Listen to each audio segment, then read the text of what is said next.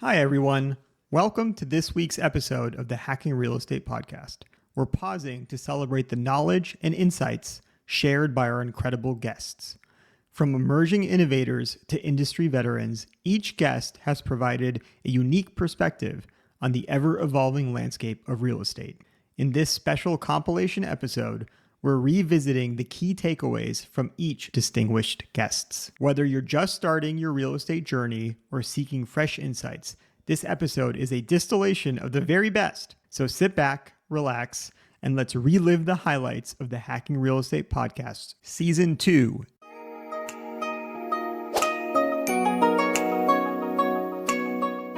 This is a lesson learned. I was sitting in my cousin's office, and there was an insurance broker there, this is a very older gentleman at the time, and he was pitching him on letting him do some of his insurance in some of the properties.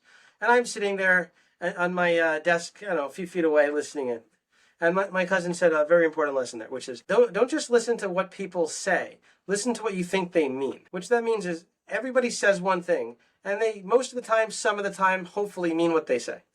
Most of the time, people say something, and they mean that, but also keep this in mind, the unspoken part of a conversation. And so it's really important to keep the unspoken part in mind. What I learned there, when I was younger, I was always rushing. Like, I want to do this today, be done today, never think about it again. But life is a series of incremental improvements, not a series of one-off cliffs. Otherwise, you just accidentally jump off them once in a while, which I've done it before. I've had spectacular failures. But if you look at life as a series of incremental improvements, you're much less likely to actually fall off a cliff. So you're much more likely to actually execute successfully when you think about what are you really trying to accomplish, not just what the task is.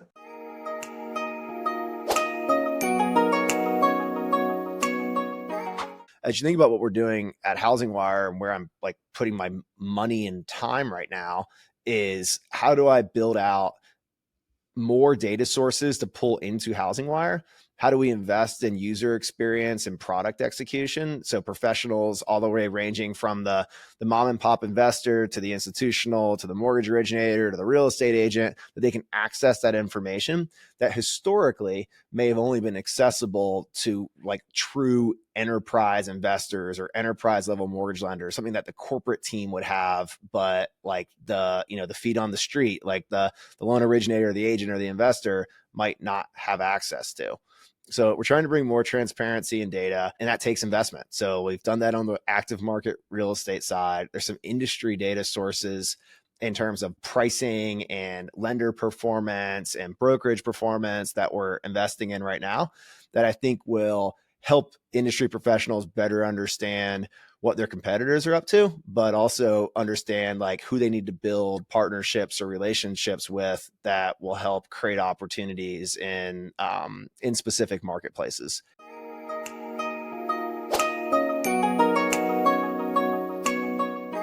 Yeah, so let's define what we mean by turnkey, because there's a lot of companies out there that have used that term, kicked it around, and to some degree plagiarized it. I started marketing the bejesus out of that term about 20 years ago when I started the business.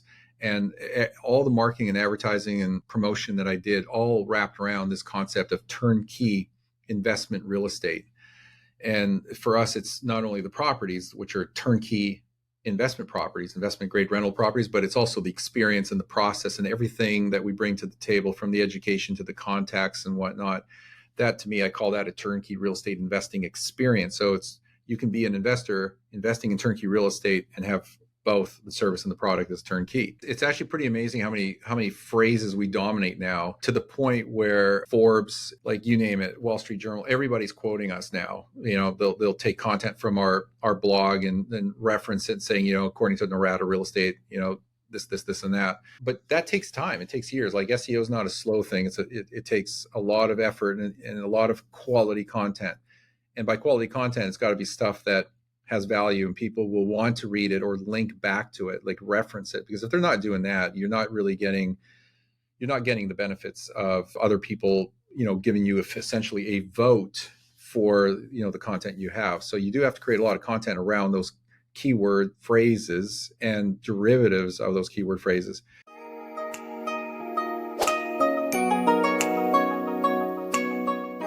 Now, as far as how I select tenants, lately I've been having a lot of success on Airbnb. And so I actually hopefully Airbnb is not watching this, but Airbnb guests will typically move into my house, and a lot of times in conversation with them, because I tend to meet them when they first arrive, I find out that they're looking to move out here. They're considering renting a room and just trying to find some place to stay. And so I pretty much say, okay, well, Airbnb can be your trial period. Tell me how you like the house. I'll typically let you know if I get a request from somebody else, and that's your time that you could pick. Do you want to stay at the house longer, or am I going to go with the next guest and have them move into the house? So that's how I've actually been doing it more recently.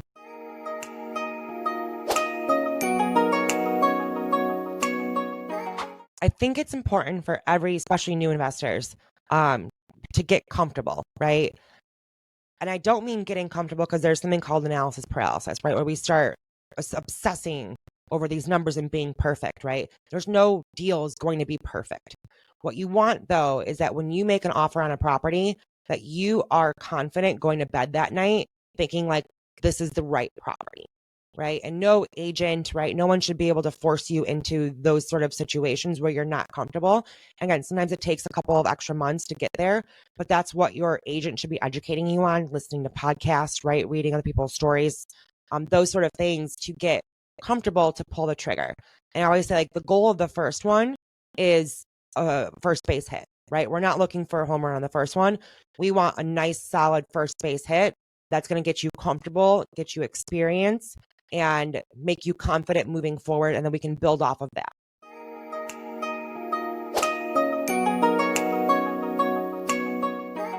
There's only so many things you can control on a real estate investment, right? So you have controllable costs and uncontrollable costs. Then there's certain things you can't change, but efficiencies, retention, how quickly you reply to a repair order, or an issue with your tenant, and if you're investing for or managing for others, we found that you get over like 35% expenses to income. It starts, property managers start to see a lot of churn because people are it just doesn't make sense. And I'm talking about repair expenses. So when those repair expenses start getting high, so there's so many things you can control. Not everybody can act as like an institutional fund that puts in an extraordinary amount of money on the front end to defer those issues down the road. And it's a smart path, or it's a smart move, but not everybody can do that.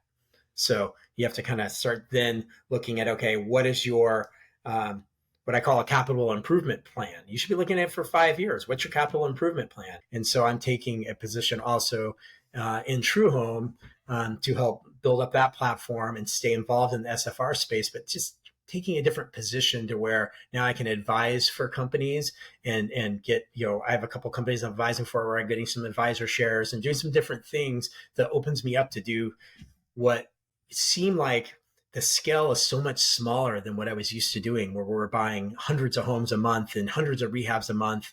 But then the return is way higher because you're able to personally invest in some things and get a better return and build some wealth and just get your fingers involved in more things. And so I'm trying to leverage all of my experience I've had over the years in order to do that. So that's what I'm doing.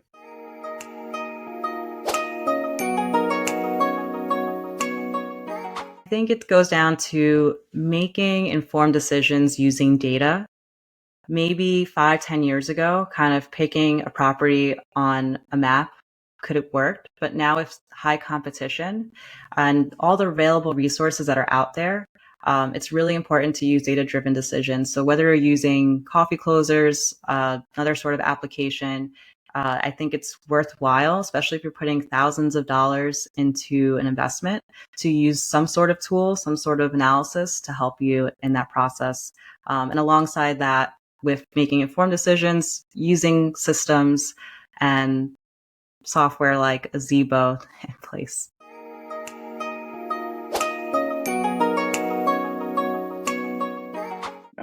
I think most people, they pay above market rent because they want people to use the program. Section 8 does have a lot of stigma. And in general, people want to, you invest in real estate, you want to have these nice properties that you own and things like that. But, just doing things with poor individuals tend to sometimes have a stigma to it. So they really want to encourage people to use it. And I think you can see kind of Section 8, typically like CHMA in my neighborhood has, videos and stuff where they talk about the program and why they pay over market. But basically they want landlords to be able to offer their units to Section 8. And because it's completely voluntary, just like any other business, you have to incentivize people to use your product, right? So their incentive is the guaranteed rent and the above market rates. Because if they wouldn't, then chances are not a lot of people would rent a Section 8 just because of the stigma.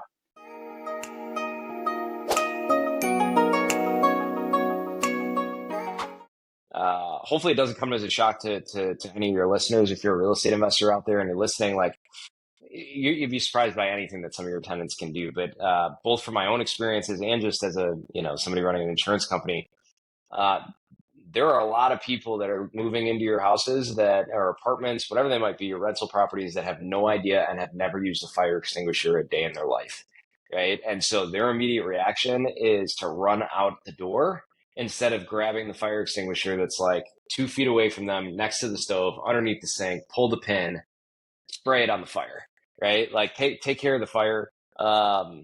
But I mean, there's a lot of people that just they've never done it. They don't know where it's at. I think as landlords, we take advantage of the idea that people should have like that common sense, that knowledge base. So that's the first one. I would say on a more like technical basis, double checking your replacement costs on an annual basis. That's the biggest one. I think both as a real estate investor and just an insurance person. As inflation costs go up, as prices continue to rise, making sure that the price per square foot that comes out to is something that you're really comfortable with, that you can rebuild the property. Because what you don't want to have happen, which I think happens to folks a lot, is you bought your property 5 years ago, you got your insurance 5 years ago, and it just continues to renew, right? With whatever carry it is. And one day you find out that like, wow, I could rebuild that place 5 or 10 years ago for $85 a square foot. And I definitely can't do that anymore. And the worst, right? Like the worst case scenario is that you have that total loss, and you look at the total amount of the limits that are on there, and the bank who also owns your mortgage, they just say, hey, listen, just cut me a check for my portion, right? This isn't enough to rebuild the home. Just give me what I'm owed, and they walk away, right? So you're getting maybe 30, 40%, depending on how much equity you have in that place. You're getting that percentage of the check and then a burned out piece of land, right? That you gotta clear out, you gotta remediate, you gotta rebuild, and there's not enough there, right? And like that's the worst case scenario.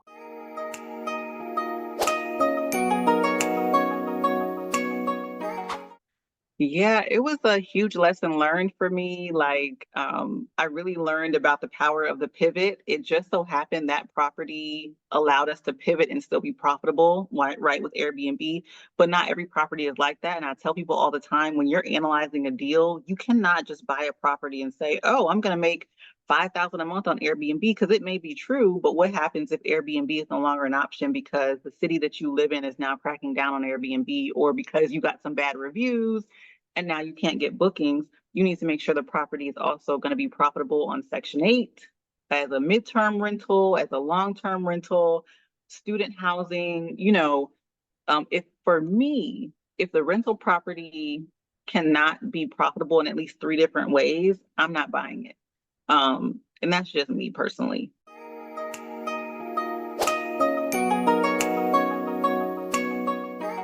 Fast forward to 2012, I started working with the institutional funds that were buying foreclosures. And so in a matter of a couple of years, we bought close to 3,000 homes in the Chicago area.